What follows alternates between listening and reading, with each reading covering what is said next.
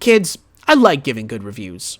I like praising games and having positive experiences with them. And when I see things that I don't think work in a game, I'm going to say so. And I'm accustomed to being disagreed with when I don't like something. Everyone's going to have different opinions about everything, especially video games. Sometimes we all agree that a game is a classic without hesitation. Sometimes we all agree that a game is complete shit and there's no way around that. But sometimes we also get those games that split opinions heavily. Games which might be technically sound but playably laughable. In those cases, all you can do is lay the facts on the table and put your hands in the air. I did my best with this one. I really tried. But at the end of the day, no matter how much leniency I tried to give Deathloop, the bullshit just came back around and started over again. A new loop that I just couldn't escape. And I'm officially tired. I need to just admit how I feel about this thing. I need to break the loop.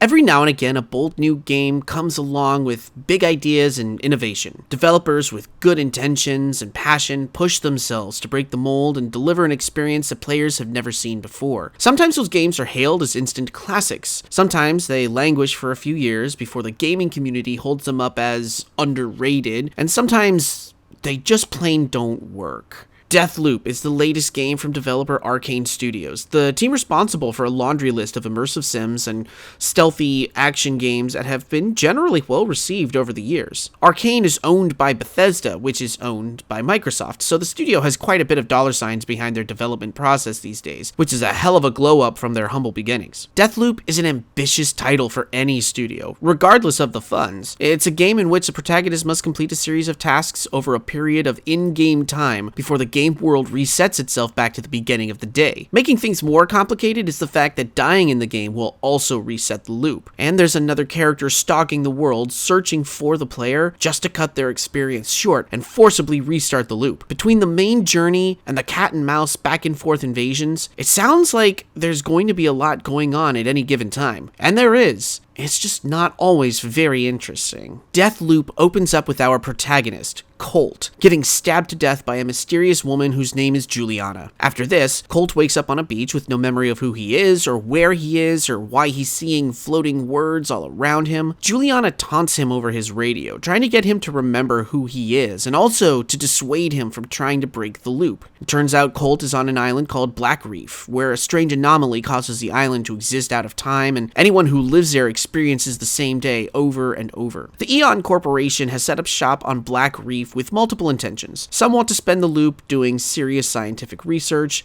others want to create art and music, and others simply just want to party hard for eternity. Eon has found a way to stabilize the loop, and in doing so, have somehow tied 8 key figures to the stability of the loop itself. Managed to kill all 8 of these visionaries in one day, and the loop destabilizes, breaks, and Colt will be able to escape this strange, hellish existence he's found himself in. But if you fail to kill them all in one day, and the loop starts over at the beginning of the day, all visionaries are alive again, and Colt will need to make another go at it. Making this even more difficult is that the 8th visionary, Juliana, is stalking Colt from the rooftops and the alleyways, able to blend in with crowds and scenery, and her job is to make sure Colt doesn't break the loop, which means killing him over and over as many times as it takes. Now on paper, this is a solid fucking premise. A protagonist with memory loss, an endless time loop, the goal to kill 8 people within a set time limit, and a killer searching for you all along the way. It's a damn shame that the story shoots itself in the foot at nearly every turn by ripping off BioShock's plot points and hiding the story away in difficult to find notes and audio logs. I mean, when I first heard about Deathloop,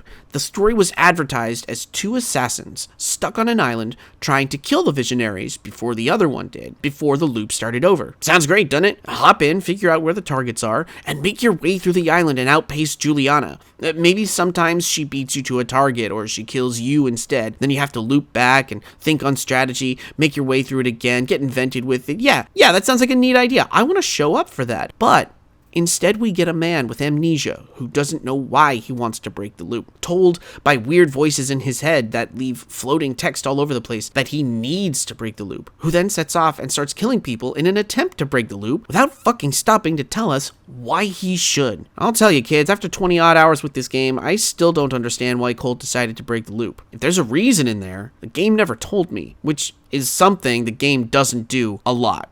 It doesn't ever tell you anything. It certainly tasks you with finding information about what's going on, but if you're not searching through literally every single nook and cranny to find the notes or the computer logs or the audio logs, you're not going to get the whole story. There's a lot of information to infer, which by nature then leaves a lot of story and plot points unresolved by the time the credits roll. And what's worse about that is that the endings of the game, 3 in total, don't add any illumination either. Each ending concludes abruptly with a tease of a thought that something bigger has happened, and that's it. I managed to piece together what I think are the bigger points of the story, but even still, I'm not entirely sure I understand what happened here. I could fucking go on at length about it and do a deep dive into why this story and the way it's told doesn't work, but this isn't the video for that one, kids. I'm just trying to get through this review because I spent a lot of time in this game confused and lost and constantly wondering what bit of info I missed. Colt has a secret bunker that he hides in, which is connected to tunnels that run throughout Black Reef, which is how he gets to the various locations of the island for investigation and murder. Each time the player picks a location to go search, a brief cutscene plays where Juliana contacts Colt over the radio and gives him shit about his mission, or over a visionary he just killed, or some new history he's discovered in attempts to remember why he's here. More than a couple of times, the two of them would talk about some key information as though I had already found out about it, but I was caught off guard because I didn't know what they were talking about. I thought I was losing it because I had been carefully checking corners for notes and logs and all that shit whenever I was ever anywhere that felt important. So to hear the two main characters discussing bits of plot that I hadn't learned on my own, as though I had already learned it, made me fraught. I had to have missed something. And it turns out I did, to my absolute lament. Why would Arkane choose to put key story information in items that can potentially be missed by the player? Obviously, the game sets it up that there's critical info necessary in these documents, such as key codes and locations of items or visionaries, but for a game that establishes itself from the outset as story-driven, much the same way as BioShock, forcing the player to hunt for information and infer the rest is borderline insulting.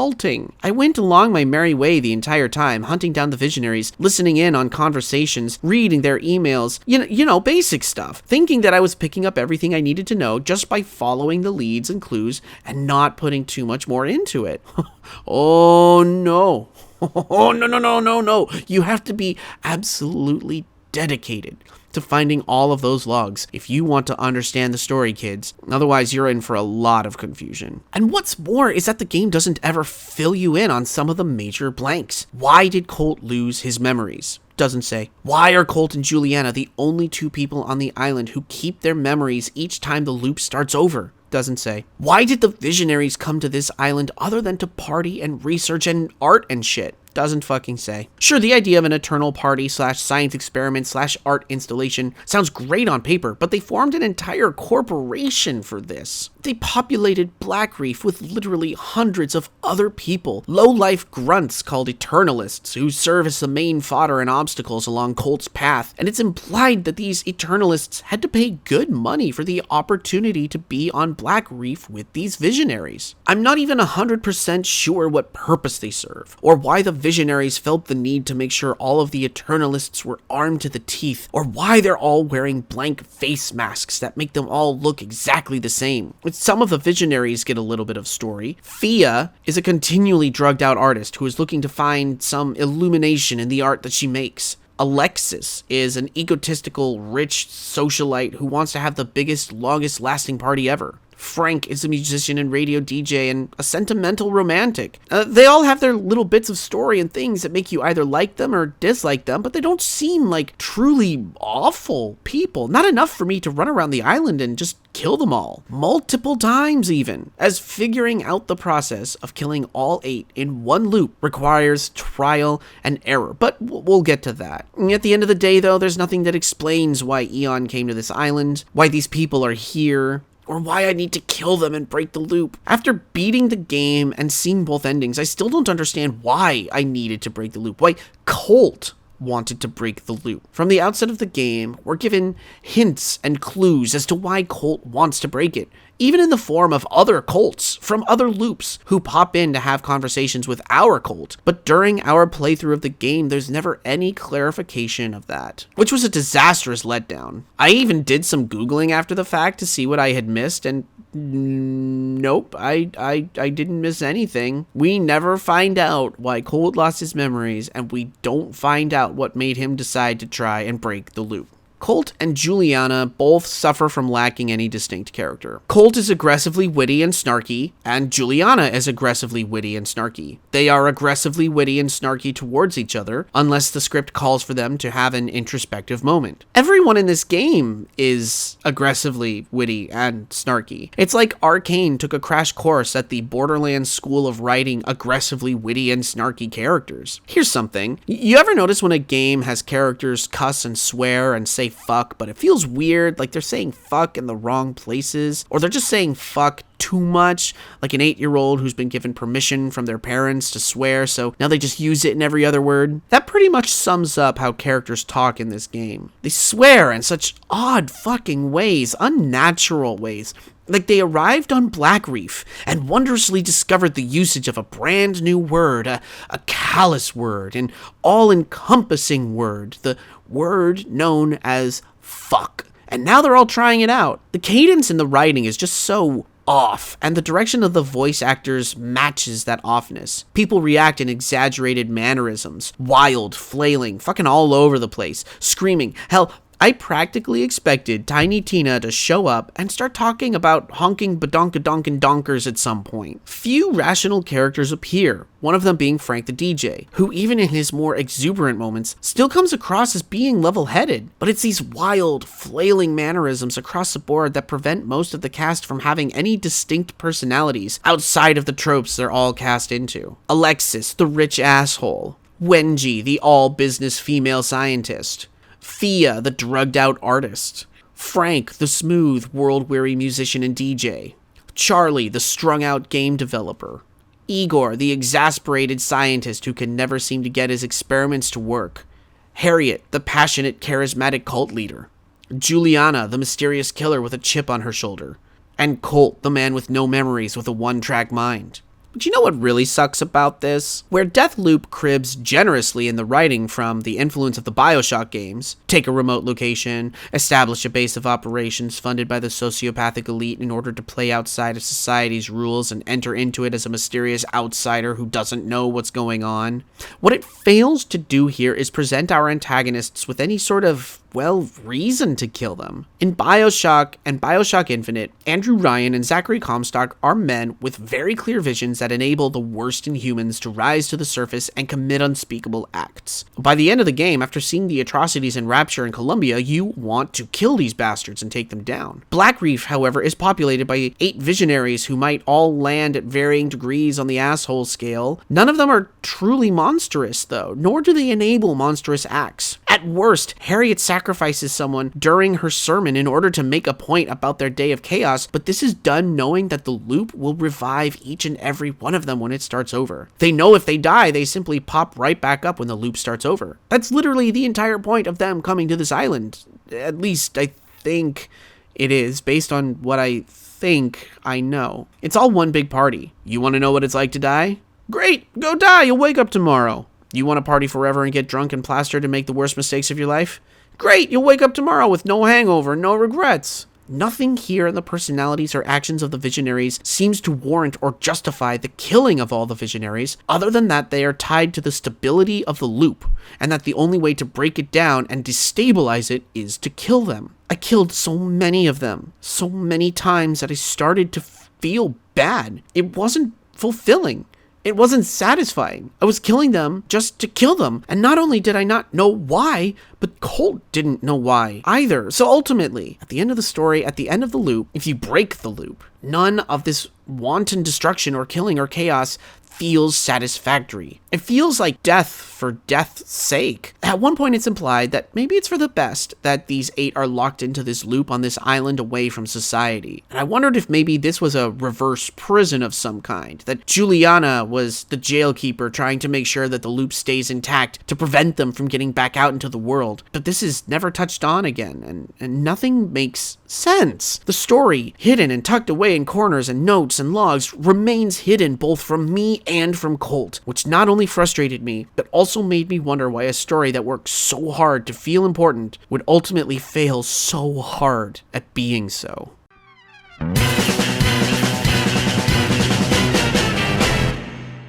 Every now and again, a bold new game comes along with big ideas and innovation. Developers with good intentions and passion push themselves to break the mold and deliver an experience that players have never seen before. Sometimes those games are hailed as instant classics. Sometimes they languish for a few years before the gaming community holds them up as underrated, and sometimes they just plain don't work. Now kids, Dad's gonna let you in on a little secret here. I'm a huge fan of FPS games. I've been a huge fan of FPS games for a long time, ever since Wolfenstein, but I stepped away from the genre for a while because I couldn't enjoy them anymore. You see, back in 2001, 2003 or so, games like Halo and Call of Duty began to rise up in popular media, and suddenly it seemed like FPS games weren't being developed for PCs and then being ported to consoles, they were being developed for consoles and then being ported to PCs. Fundamentally speaking, this changes how game feel is across the board, and it leads to optimization difficulties. Developers are thinking about games that you play with a controller versus a keyboard, a lot of shit like that. So there were a shit ton of shooters coming out designed for consoles in mind first and foremost, and I couldn't get behind it. They felt too different, too oddly paced, too weird, and couple the fact that I didn't have a very strong PC for a while and that I wasn't about to start playing shooters on consoles, I stopped playing them. Sure, I made a couple exceptions. I played Rage on PS3 because it was id's new game and I had to play id's new game no matter what. And that was weird. But by and large, during that time period, up until recently, I just kind of noped out of the genre and stuck to playing older FPS classics on my bum rig. Fewer, more clear examples of shooters developed for console first exist like Deathloop does. Ooh, fuck, let me tell you kids. Ignoring the fact that it was hyped as a PS5 exclusive, taking advantage of the haptic feedback nonsense on the new Wavebird controllers, Deathloop reportedly plays exceptionally well on PlayStation while performing absolutely abysmally on PC. Somehow, I was spared the technical and graphical woes that many other PC users had while playing this game, and I'm not sure how I escaped that hellish madness, but I did. Game ran smoothly for me on very high settings, and I even got good performance out of ultra settings,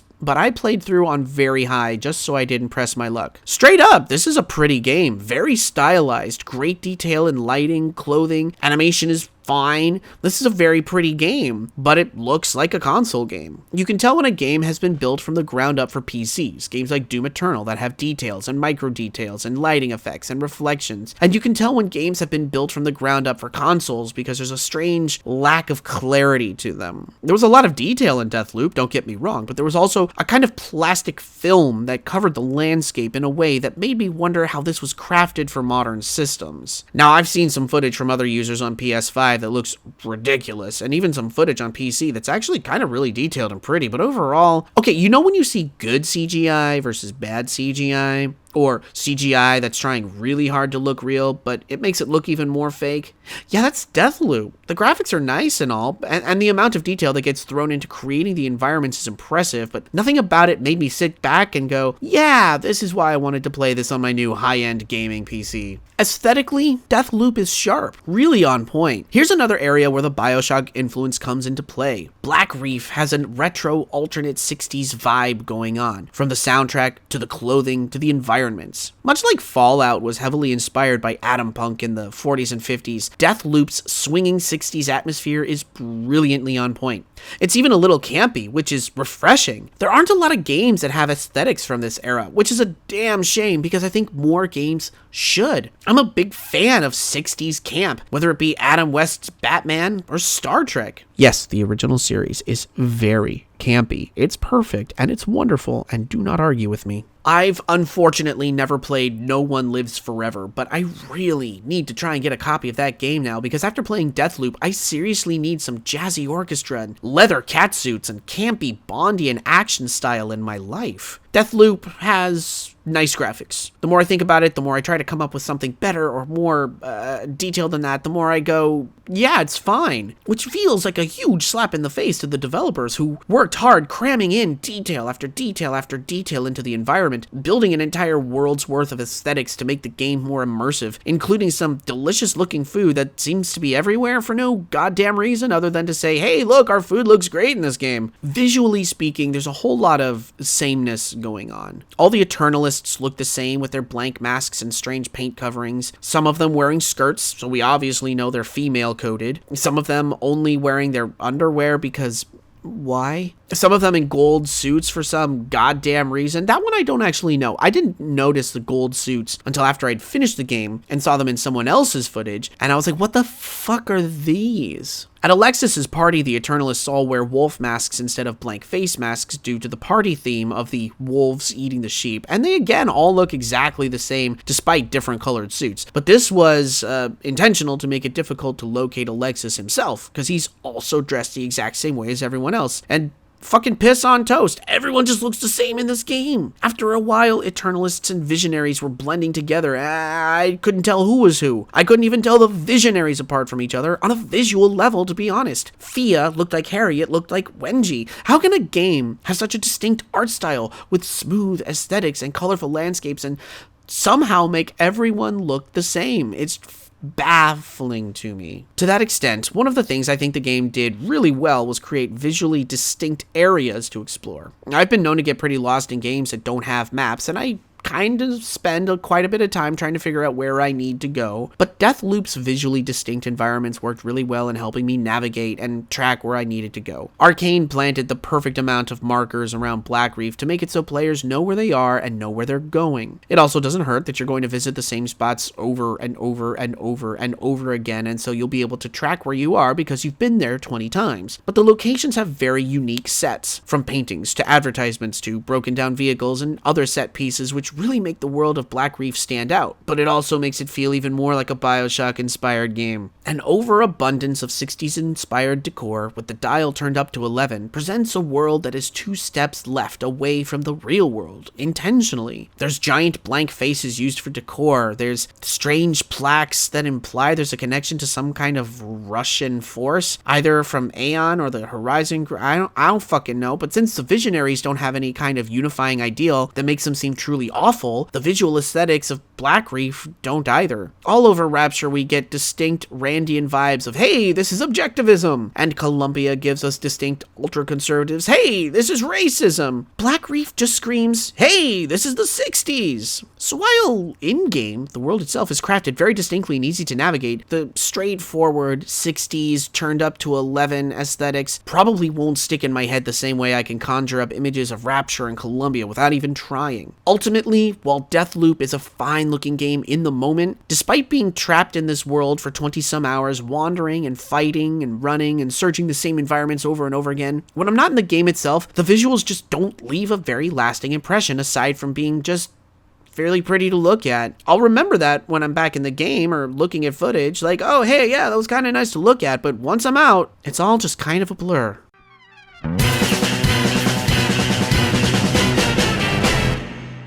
Every now and again, a bold new game comes along with big ideas and innovation. Developers with good intentions and passion push themselves to break the mold and deliver an experience that players have never seen before. Sometimes those games are hailed as instant classics. Sometimes they languish for a few years before the gaming community holds them up as underrated, and sometimes they just plain don't work. From a gameplay perspective, Deathloop is simultaneously a wild success and a complete and utter frustrating chore. Let's start with the good stuff. This game has hands down one of the smoothest control schemes, if not the smoothest, in a video game I have ever played. Colt can run, jump, double jump, crouch, slide, and climb over just about anything and everything in the environment. Mantling is so fucking smooth, so innately natural that I didn't even question my jump timing for pretty much the entirety of the game. Anytime I missed a ledge, it was definitely my fault, because the game feels ridiculously natural to navigate. I had a moment where I was crouching around cover and came across a set of Eternalists all standing around having a discussion about the live-action role-play game that one of the Visionaries had set up for them, and I made my way very carefully around, stealth-killing one on the ground, before climbing up some rafters to look down on the remaining 3. I dropped down, kicked one off a ledge, got the stealth kill on the Eternalist directly next to him, and turned to machete the fuck out of the last one, who was trying to find better ground to attack me from. them. Pulling off moves like that in the game is smooth as butter pretty much every time, which is a first for me because normally I am second or triple guessing my actions before I take them. Not so with Deathloop, kids. I had an easy time actually gauging my drops and jumps and stealth kills because this baby handles like a fucking dream. Arkane gets solid kudos for that aspect. Clearly, there was a heavy emphasis placed on the action aspects of the game, from maneuvering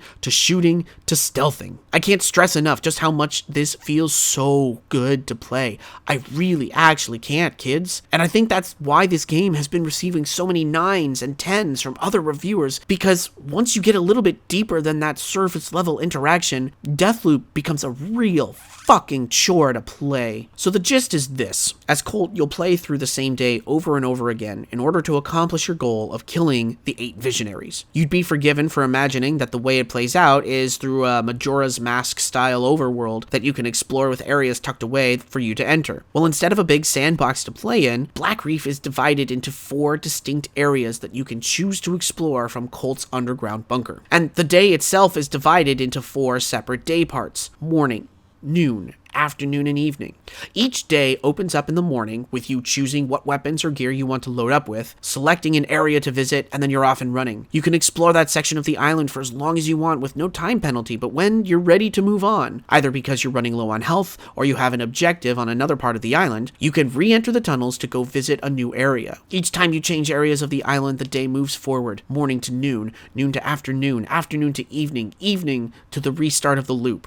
Fine, sure, that's interesting. It breaks up the island into chunks, and you have to be strategic about which place you want to visit or go through because certain events in certain places only happen at certain times of the day. So if you want to investigate the fireworks shop, you'll need to do so in the morning because the place catches fire at noon. And sometimes you'll need to bounce from one area of Black Reef to another, chasing down a lead on a visionary, but the event you're waiting for doesn't happen until much later in the day, so you'll have an extra day part to visit somewhere else. Or you can just choose to move the day forward to the time you want so you can go where you need. Making this a bit easier is the quest log. You start off with basic leads on where the visionaries are, where certain weapons are that can make your life easier, and where certain powers can be located. Click on a lead to track it and it will appear in your HUD as an orange diamond marker for you to follow. Good stuff on paper, for sure, except by the end of the game, you'll have visited the same places so many times over and over again that you'll have grown exhausted from the repetition of it all. And just to make it worse, if you get killed by the Eternalists or by one of the visionaries, you'll be forced to start the loop all the way at the beginning of the day, losing your gear and your progress in the process. And that is incredibly fucking frustrating. Let's say you make it to the end of the day. Loop restarts, you lose any gear you've had, and you restart with some basic bitch items that you found at the beginning of the game. So there's always something for you to have at reset. But if you're mid-quest, and I mean, mid-quest, you've spent the better part of the day tracking down a lead, searching for when and where a visionary is going to be, tracking clues and notes and shit like that, manipulating events in the world to push people into certain places at certain times. But if you die in the midst of that, holy shit, you get to start all of that all fucking over again. Now, Colt remembers information that he has gathered, so thankfully you don't have to go find notes or audio logs all over again in order to get clues or access codes that you may need during certain situations. But if there are any events that you need to physically manipulate, like, for example, sabotaging some fireworks so they end up exploding in the face of a visionary who was launching them, you will need to enact those physical events from the beginning and follow the quest line again through to the point in the day you need to be, and that can just be, the most frustrating thing ever. Thankfully, Colt has an ability called Reprise, which, when he dies, rewinds him backwards in time to a safe spot before he was killed. Reprise will work twice, so if Colt dies 3 times, it's back to the start of the loop. Let me rewind a little bit myself and talk about some of these mechanics. Deathloop has elements of, wait for it, an immersive sim, a loot shooter, a roguelite, a sandbox game. It's got resource gathering, and even some light crafting. That is a whole fucking lot of shit to deal with, and after the intro, the game spends 4 hours tutorializing you with an onslaught of information about all of this. I mean, they literally dump information at you for 4 hours. That's a steep fucking learning curve there, kids. Imagine if the first 5 levels of Super Mario Brothers were like, all right, we're gonna do some text boxes for running, some for jumping, some for stomping, some for using pipes, some for hitting blocks, and on and on and on and on, and it just wouldn't be fun. It would be overwhelming. Deathloop's mechanics want to be so many different things, offering players so many different avenues that at times I wasn't even sure if the game itself knew what kind of game it wanted to be. Immersive sim stuff.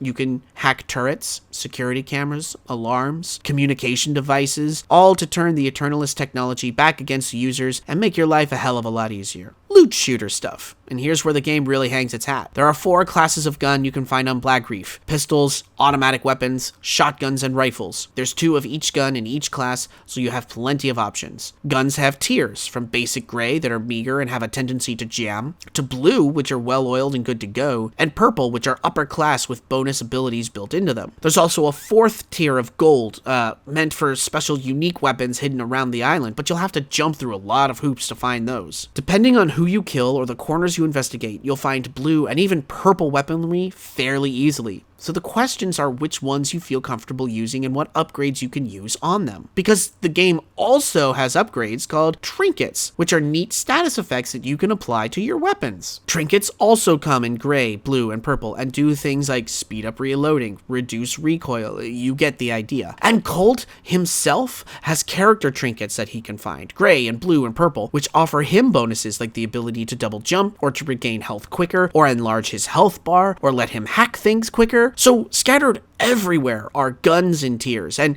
trinkets in tiers, and tears for fears. Welcome to your life. There is so much to find and collect and apply to both yourself and your character that, yes, Virginia, it is overwhelming, and the very thought of losing all of these items you've found whenever you loop makes the game very tense by default. And I had quite a few instances where I'd picked up and applied some great gear to Colt and was running through Black Reef on a mission, but made just one wrong turn too many and lost everything, then had to reset the day. And tried the same quest over, but it just felt so fucking difficult and frustrating because all that sweet gear that made it easy was now gone. But this leads us into the resource gathering aspect. Black Reef's anomaly has made it so that an energy called residuum can be harvested and infused into certain objects. Once an object is infused, it will then stay in Colt's inventory no matter how many times he starts the day over again. Which is fantastic, absolutely fantastic, because the loot shooting, gear grabbing can feel very painful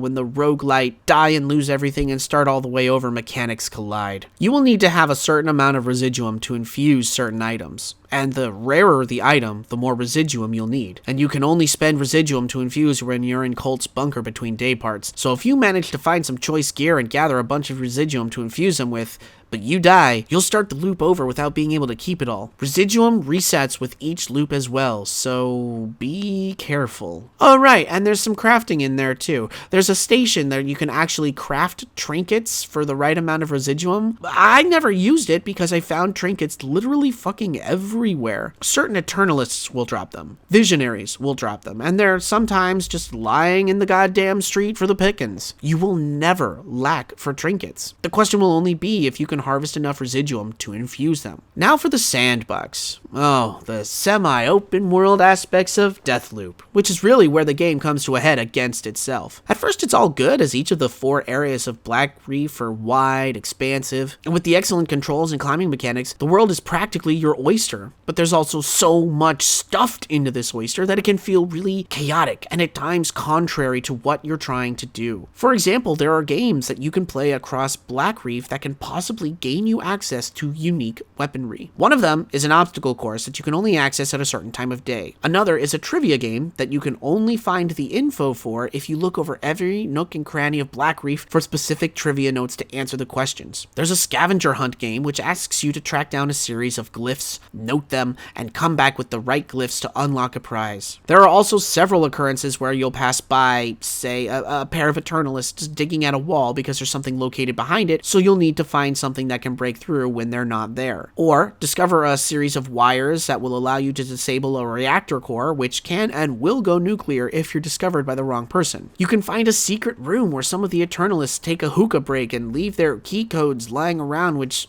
does something I couldn't fucking figure out. And all of these are trackable as leads, so you can go into a day part and track them and then follow them and figure them out and see what rewards lie in wait for you, which is bullshit because some of them aren't even worth the effort. They're just there if you want to put in the effort. The game teases you with multiple ways to kill each of the visionaries when once you've tracked down all the leads and figured out the ways to get as many of them together in certain places as possible, there's only one way to take them all out in one single loop. So you go about your business, you're traveling the island, you're killing Eternalists, you find quests and side quests, you track down visionaries and kill them so you can learn where they're going to be or what their weaknesses are, and you can kill them again in order to upgrade the powers they give you. More on that in a second, but there isn't really a point in killing them more than once at their starting locations because you literally can't kill all of them in a single loop unless you go through all of the motions to line them up correctly. So, sure, you can go back and find them all again and kill them again to steal their powers and upgrade those powers, but all you're doing is just doing the same thing over and over again, existing in an illusion of an open world, doing the same things over and over, and sometimes having to backtrack a lot if you die in the middle of a tracked lead. And Colt can find powers in the game called slabs, which manipulate the island's temporal energies and let you do cool shit like teleport, telekinesis, turn invisible, or link enemies together so that if you kill one of them, you'll kill them all. In yet another Bioshock influence, much like the plasmids and vigors, Colt places the slab into his left hand and uses it from there. Running around with a gun in the right hand and a powerful artifact in the left sure gave me a ton of would you kindly vibes that I had a hard time shaking. The slabs also get their own trinkets, which are those upgrades you can pick up off of the dead visionaries, which do make them extra super useful, but guess what? You don't even have to kill the visionaries over and over to get those upgrades, because you know who else you can get them from? Juliana! Okay, here comes the hot take of the review, the one I think no one will agree with. I fucking hate the invasion aspect of the game.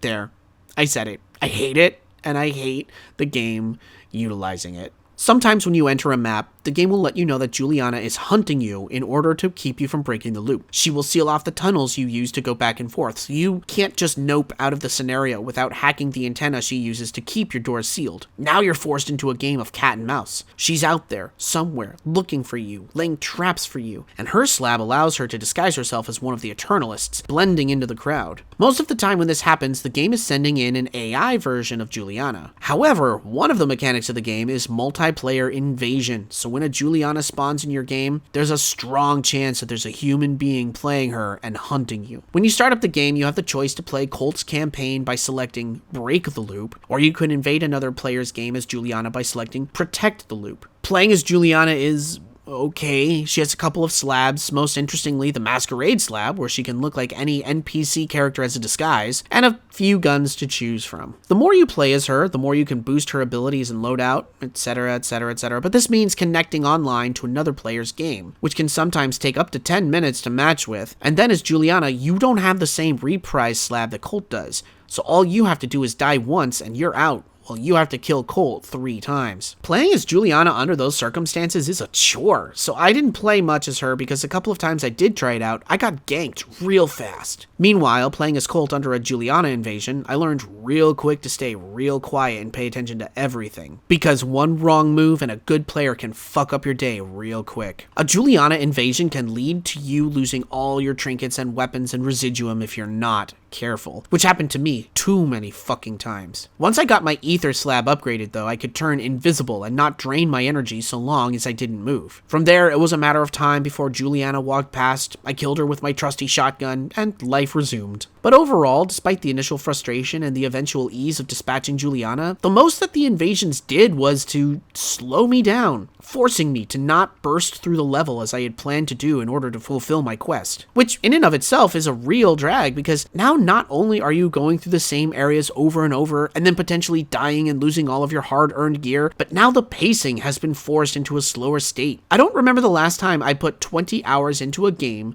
that really only felt like I played 10 or so. I really don't feel like I actually played 20 hours of this shit. Is it because I saw the same things over and over on repeat? Is it because I saw the same things over and over on repeat? Was it because a lot of that time was spent waiting for the invasion mode to pan out and I could move on? I genuinely don't know. What I do know is that there are a lot of people who enjoy the invasion mode and the player interaction you have as a result of it. Certainly, it's fine on paper, but in execution, it's an awkward dance that serves mainly to slow down the game's pacing, which is already monotonous once you hit a certain point. Whatever satisfying emotions I felt from clobbering a human-controlled Juliana would have felt a lot better if I had actually had to face Juliana in an endgame trial of sorts, or just anything other than the continuous invasions and listening to her complain at me throughout the game. By the time I got to the end, I thought I was supposed to have some kind of empathy for her. I thought I was supposed to question the voices in Colt's head, but doing so only leads to ruin. Invasion mode serves as yet another distraction in a sea of distractions in a game where the path forward is mostly straightforward, but it's stretched out and padded out by the nature of the loop. I can't help but wonder if Arkane put so much into the side quests and missions as a way of keeping players occupied during what is otherwise a fairly routine exercise. Yeah, sure, I can go kill Charlie over and over to upgrade my shift slab and make it extra powerful, but when I kill an invading Juliana, there's a high chance she's gonna drop a slab or an upgrade, and also a high tier weapon to boot. Juliana as an invader damn near breaks the game with her drops, especially since it happens so often, and once you get good at killing her, you won't need to do any of those goddamn side quests to craft trinkets or find unique weapons. You'll have a hell of an arsenal in your back pocket just from fighting her. So if I can get cool shit just from Eternalists, Visionaries, and Juliana, what incentive is there for me to go through the obstacle courses and mini quests that lead to finding cool shit it wants me to have? There honestly isn't. It's just there to exist as more padding in a game, already padded with padding, and the more I looped back and forth and sludged through the padding, the less I wanted to deal with any of it.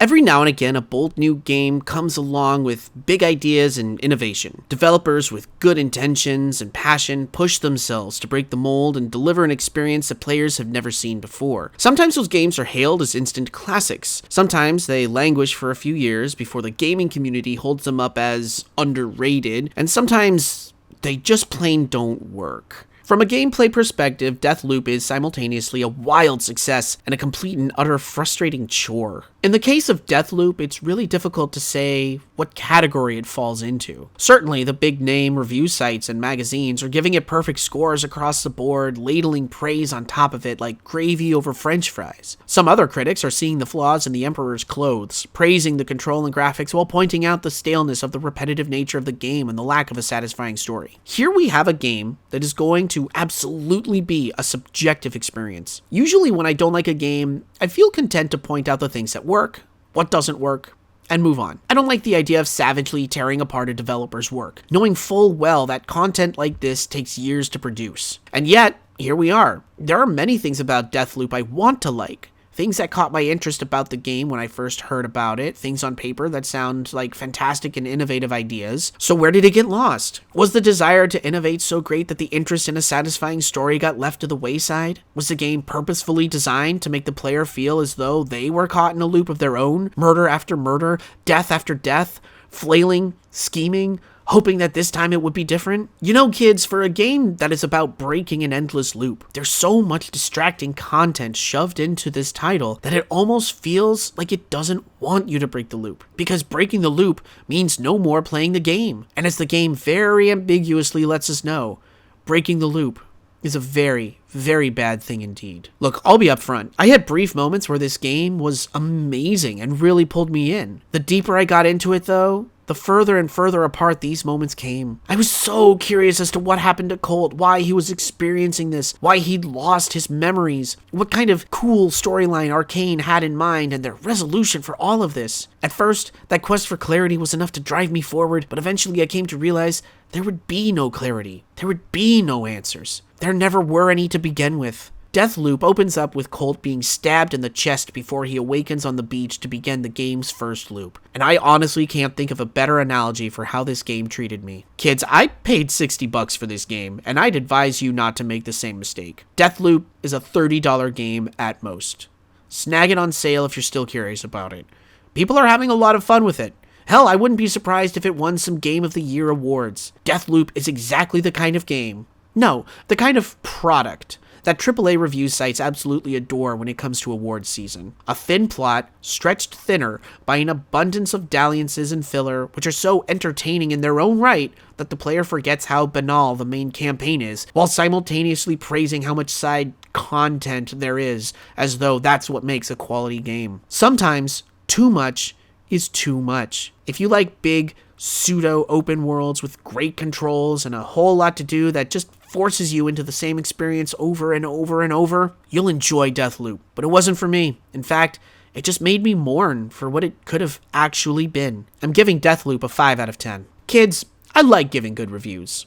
I like praising games and having positive experiences with them. And when I see things that I don't think work in a game, I'm going to say so. And I'm accustomed to being disagreed with when I don't like something. Everyone's going to have different opinions about everything, especially video games. Sometimes we all agree that a game is a classic without hesitation. Sometimes we all agree that a game is complete shit and there's no way around that. But sometimes we also get those games that split opinions heavily. Games which might be technically sound but playably laughable. In those cases, all you can do is lay the facts on the table and put your hands in the air. I did my best with this one. I really tried. But at the end of the day, no matter how much leniency I tried to give Deathloop, the bullshit just came back around and started over again. A new loop that I just couldn't escape. And I'm officially tired. I need to just admit how I feel about this thing. I need to break the loop.